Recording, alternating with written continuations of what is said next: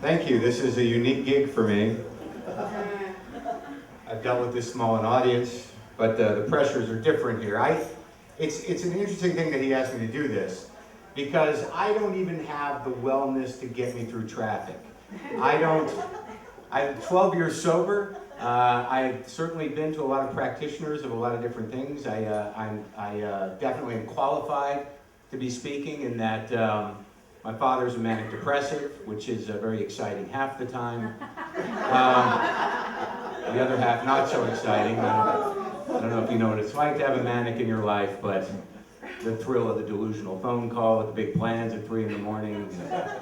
Mark, it's Dad. Wake up. Are you up? Yeah, I'm up now. Dad, what's up? I'm going to open a theme park. Well, bigger than Disneyland. Just want to know if you work there if I opened a theme park. Sure, Pop. Can I run the bipolar coaster? So,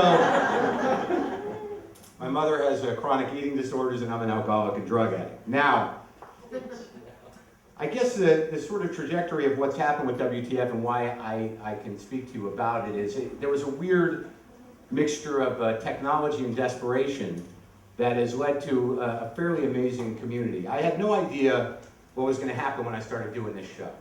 I was a comedian. I was just out of a divorce. My career was in the shits. I was a morning host on a political talk show for Air America. I used to think I was angry about politics, and then I realized that I'm just angry.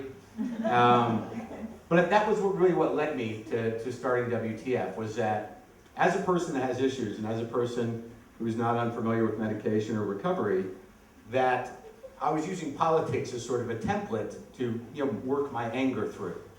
And what happened when I started WTF was I was in trouble. I was in financial trouble, I was in emotional trouble, mental trouble. The only thing I really had was sobriety, and that seemed in place. It was not, a happy recovery. And to this day, I'm not sure it is, but I have peace of mind. It's troubled mind, but I have it. So ultimately what happened is I needed help, and I think asking for help is really the beginning of any sort of recovery process, any sort of wellness process, is having the humility or desperation to ask for help. So I started doing this podcast, and I started asking comedians to be on this podcast. And many of them showed up. They're my community. Now what I didn't realize was that when I started it, I was really in trouble. And it was, not only was it an entertainment idea, but I needed people to fucking help me. So I started talking to my peers, I started talking to comedians that many people knew and know, and what started to happen was, I don't know what it is about the way I talk to people. I don't think of them as interviews. I don't consider myself an interviewer. I'm a very needy, too much information person. So my style, if there is any style, is that I will have somebody in my garage who I'm going to interview, and I'll talk at them about me.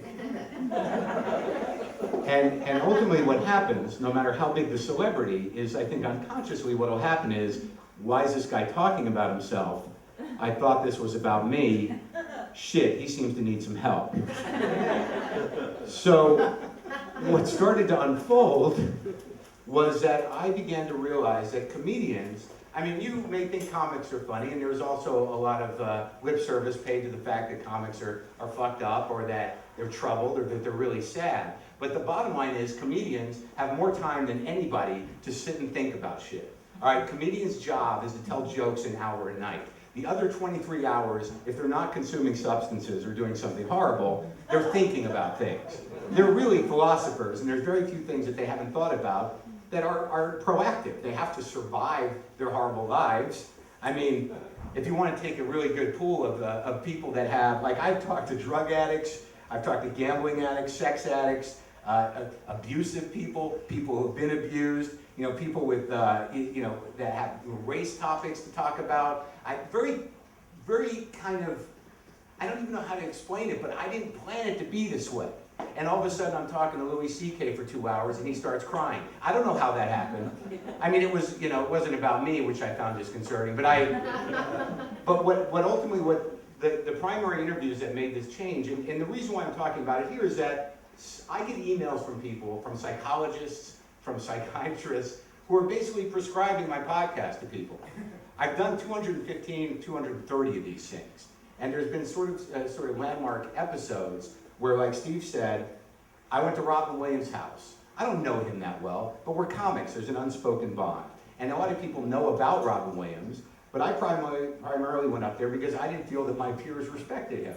I felt that they condescended to him, they called him a hack, they said he was old or whatever, and I thought to myself, how can you dismiss a dude that's been in show business for 35 years and is doing exactly what you want to do? That's why I went up there. I didn't go up there I didn't realize that going up there, he had decided to get honest about things. So I had this weird interview that I did 11 o'clock in the morning at Robin Williams' house. It would have been odd if he started improvising, because there was no one there. So, you know, I didn't expect to get what I got, but when we started talking, if he would have started like, ooh, look at, you know, I would have been like, you know, it's just the two of us, I don't think it's necessary, Robert. But what ended up happening was, you know, he was able to talk to me as a peer about his drug use, about his relapse, about his open heart surgery, about his divorce, and about his, you know, the darkness that really consumes him as an only child and as somebody who is isolated by celebrity.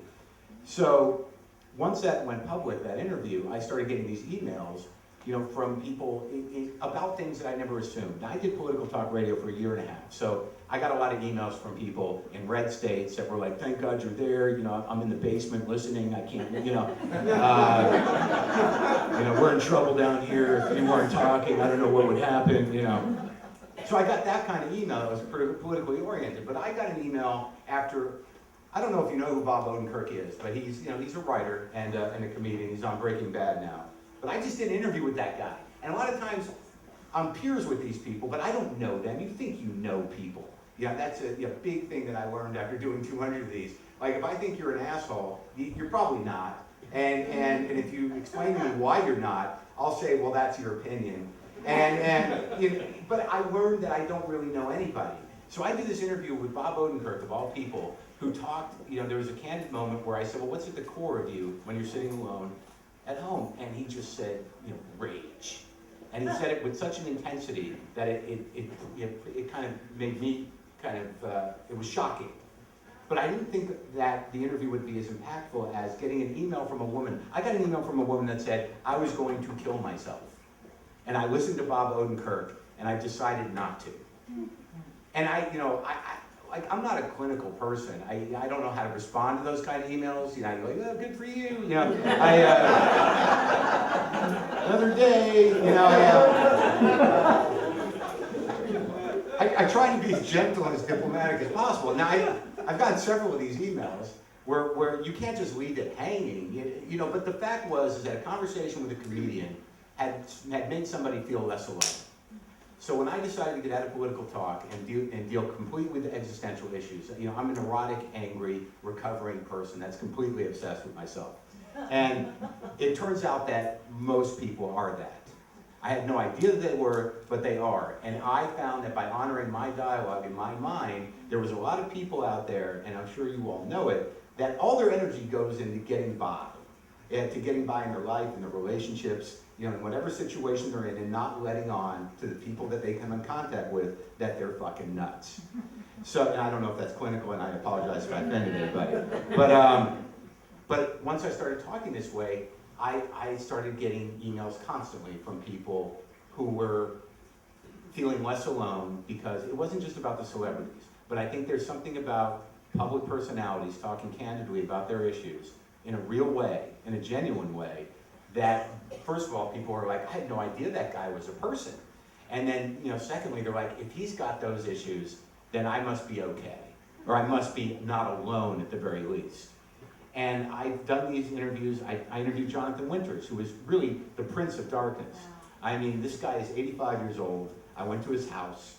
You know, he's hobbled by arthritis. And I could barely contain myself, because his access to the type of darkness that he has struggled with through his entire life, and the way that he used characters and self-talk, which is basically his act, to make himself feel less alone and to deal with depression was mind-blowing.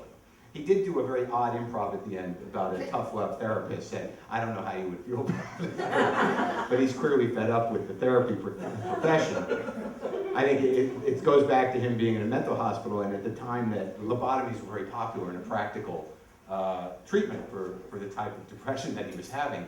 And he had to threaten a doctor with a mob friend to not get a lobotomy. And I'm not sure what his respect level is of the medical profession around psychiatry is, because he did this weird improv at the end where he was a psychiatrist talking to a patient who was crying, and the guy he had created was just sitting there going, I don't know what to do, I can't do my job, and Winters just goes, shut up, kill yourself. So, put me on the phone when you're doing it. So I can't say that it ended on a hopeful note, but nonetheless, to hear Jonathan Winters talk about that was amazing, and the emails I got from that were profound. And I think that if there's anything to be gleaned from what I'm saying, is that I had no idea what I was doing was going to help people. I help people in a very AA way.